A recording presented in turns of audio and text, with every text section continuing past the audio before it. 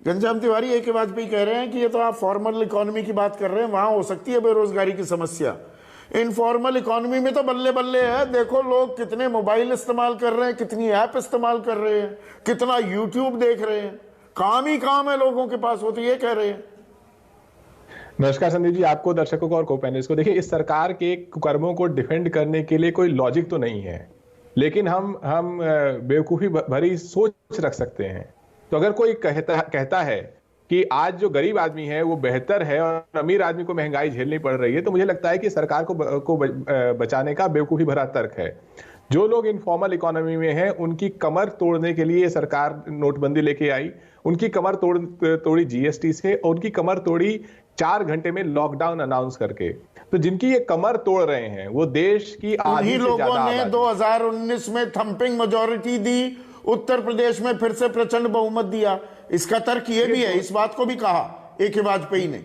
घनश्याम, 2014 में एक ट्रेलर दिखाया गया, अच्छे दिन का ट्रेलर, जिसमें था 2 करोड़ रोजगार, जिसमें था डॉलर 40 रुपए का हो जाएगा, पेट्रोल डीजल 40 रुपए का मिलेगा, जिसमें था काला धन आएगा, लोगों को 15 लाख दी जाएंगे, जो टैक्स पेयर है उसको 2-3-4% की छूट दी जाएगी, जिसमें था भ्रष्टाचार कम हो जाएगा, सबका साथ विकास, सबका विकास होगा। ये 2014 का ट्रेलर था, लोगों को लगा ये अच्छी फिल्म है। आज 2022 में ये एक हॉरर मूवी है, हॉरर मूवी। पढ़े लिखे लोग बेरोजगार। 2019 में क्या हुआ? आपने 2014 की बात कही।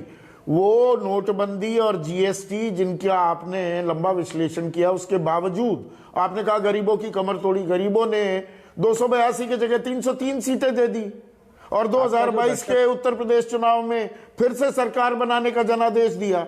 ये भी तो हकीकत है। आपका जो दर्शक देख रहा है वो क्या अपने वोट को अपनी थाली में परोसेगा?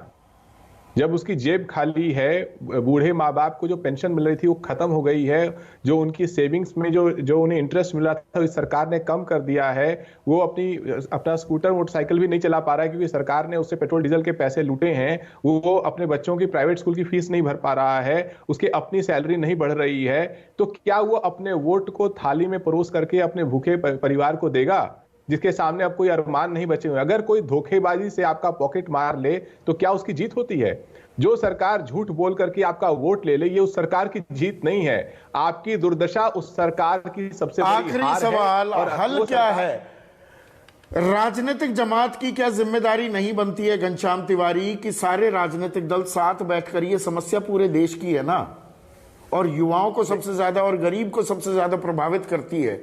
साथ बैठकर कोई हल निकालने की प्रक्रिया नहीं हो सकती, या एक दूसरे पर लानत मलानत बरसाते रहिए? 20 सेकंड में प्लीज जवाब। संदीप जी, इस सरकार ने पिछले 8 साल में 5 स्किल डेवलपमेंट मिनिस्टर बदले हैं, 4 शिक्षा मंत्री बदले हैं।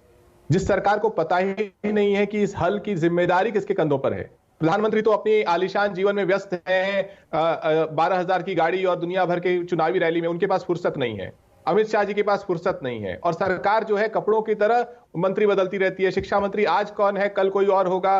स्किल डेवलपमेंट मिनिस्टर आज कौन है, कल कोई और। जिस सरकार ने यह भी तय नहीं किया है कि जिम्मेदारी किसको सौंपनी है, उसमें किससे हम चर्चा करें? तो इस सरकार के पास कोई ये जिम्मेदारी तो राज्यों में विपक्ष की भी